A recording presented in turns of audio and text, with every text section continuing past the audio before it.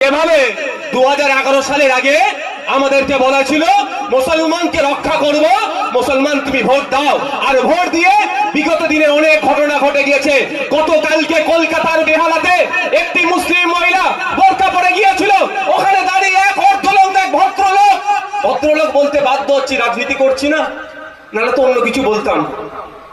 সে অর্ধলঙ্গ, সে বলছে এটা হিন্দুস্তান, এখানে বোরকা পরা যাবে না, এখানে তুমি বোরকা খুলে আসো।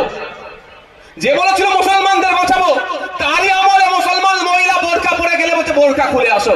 সংবিধানের 25 নম্বর ধারাটা খুলে দেখা নিন।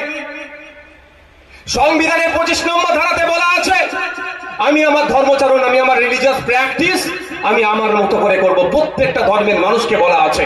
তো রিলিজিয়াস প্র্যাকটিসের মধ্যে অবশ্যই বোরকাটা ইনক্লুড আছে, সে ধরেছে সংবিধানের গণ্ডির মধ্যে আছে, কিন্তু তাকে বলা হচ্ছে যে তুমি বোরকা খুলে আসো, এটা হিন্দুস্তান।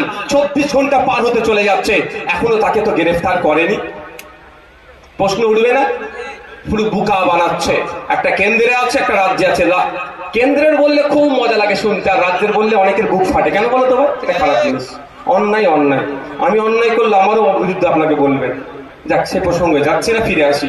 তো যখনই আমরা কথা বারবার বলছি যে আপনি বলেছিলেন হিন্দুকে রক্ষা করব, আর আপনার আমলে আমার হিন্দু ভাই কেন খুন হয়েছে, আপনাকে জবাব দিতে হবে।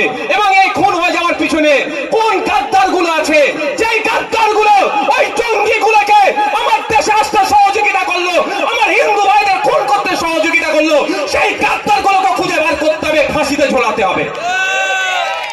আজকে